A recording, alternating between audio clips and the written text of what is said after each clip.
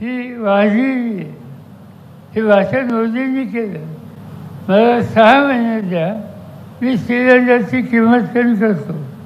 एवढंच नाही, त्यांनी सांगताना असं सांगितलं, मसाला दाल तेव्हा या महागड्या सिलेंडरला नमस्कार करा आणि नंतर द्या. लोकांना खरं वाटलं, हे गॅसच्या किमती कमी करतील असं लोकांनी मतं दिली.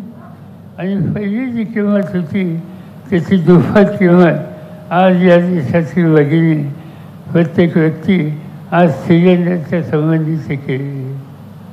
खताचे भाव वाढले, औषधाचे भाव वाढले, कशाचे भाव वाढले.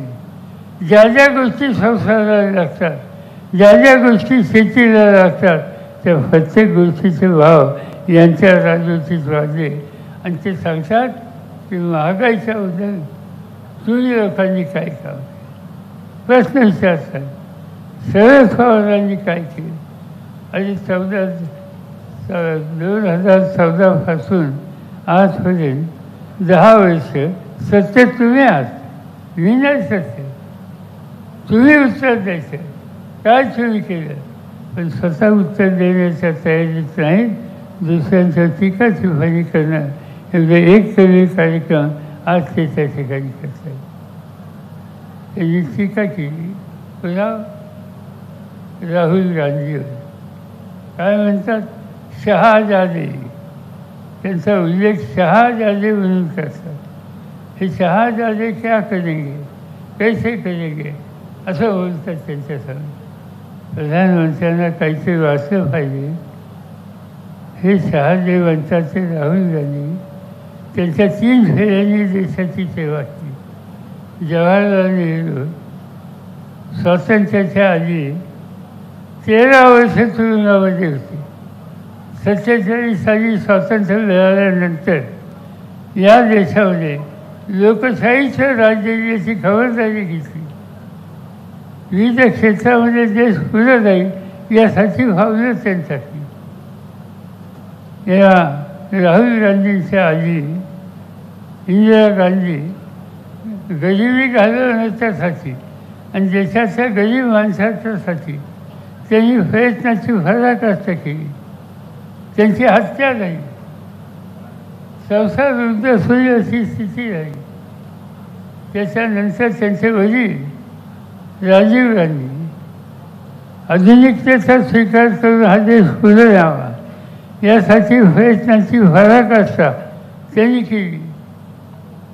एक दिवशी दक्षिणात गेल्याच्या नंतर वामस्फोटमध्ये त्यांच्या शरीराच्या चिंधल्या झाल्या, ते मारले गेले.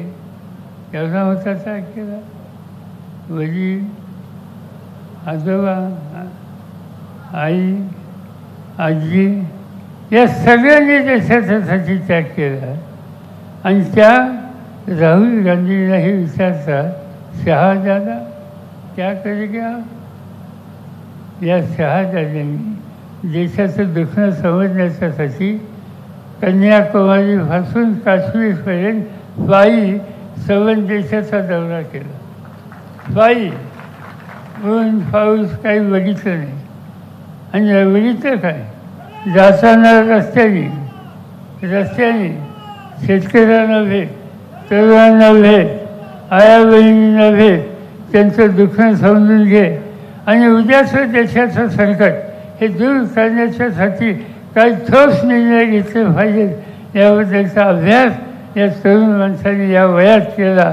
त्याचं कौतुक करणं सोडा तर त्याला शहाजादा म्हणून त्याची टिंगल करण्याची भूमिका देशाचे प्रधानमंत्री करतात. प्रधानमंत्री पद हे अत्यंत महत्त्वाचं पद असतं. ते देशाचं पद असतं. त्याची प्रतिष्ठा ठेवायची असते. ती प्रतिष्ठा ठेवण्यासाठी तुम्ही आम्ही सगळे तयार आहोत. पण त्या पदावर बसलेली व्यक्ती खोट्या गोष्टी सांगत असते, चुकीच्या गोष्टी मांडत असते, चुकीच्या पद्धतीने टीका टिप्पणी करत असते. आणि देशाचे महत्त्वाचे प्रश्न सोडवण्याच्यासाठी सत्ता वापरायची असते याचं त्यांना विस्मरण होत असेल तर अशांच्या हातातून सत्ता काढणं हा निकाल तुम्हाला मला घ्यावा लागेल. आणि तो घ्यायचा असेल तर उद्या मतदान केंद्रावर गेल्याच्या नंतर जे काही तुमच्यासमोर मशीन येईल त्याच्यामध्ये कोल्यांचं जे चिन्ह आहे, तुतारी वाजवणारा माणूस तिचं वचन दाबलं, त्यांना मोठ्या मताने विजय करणं आणि महाराष्ट्राची सगळी शक्ती एकत्र करून देशाच्या राजकारणामध्ये बदल करण्याच्यासाठी काय काय करण्याची आवश्यकता आहे हा निकाल आपल्याला सगळ्यांना घ्यायचा आहे आणि त्यासाठी ही निवडणूक महत्त्वाची. आम्ही लोक देशाच्या कानाकोपऱ्यात फिरतो.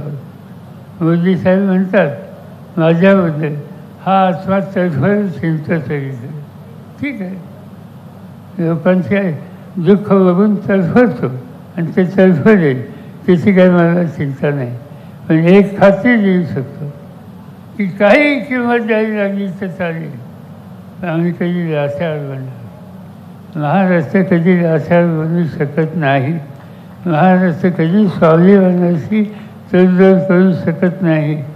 ज्याने फोडाफोडीचं राजकारण केलं, घराची माणसं फोडली, सरकारी फोडली, अनेकांना अनेक वर्ष काम करायची संधी ज्यांना दिली त्या लोकांना फोडलं आणि एक वेगळं फोडाफोडीचं राजकारण महाराष्ट्रामध्ये करण्याचा प्रयत्न आज भाजपवाले करत आहेत.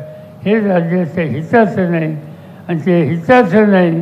त्यांना खऱ्यासारखं बाजूला टाकणं ही तुमची माझी जबाबदारी आहे आणि तेच काम उद्याच्या मतदानाच्या दिवशी तुम्ही कराल एवढीच अपेक्षा या ठिकाणी करतो आणि माझे 2 शब्द संपतो. तर आपण पाहिलेलं आहे महाराष्ट्रामध्ये भाजपकडून फोडाफोडीचं राजकारण सुरू असल्याचा घणाघात शरद पवार यांनी केलेला आहे. त्याचबरोबर राहुल गांधींच्या 3 पिढ्यांनी देशाची सेवा केलेली आहे आणि मोदी त्यांना शहाजादे म्हणून त्यांची टिंगल करतात असा घणाघातही शरद पवार यांनी केलेला आहे.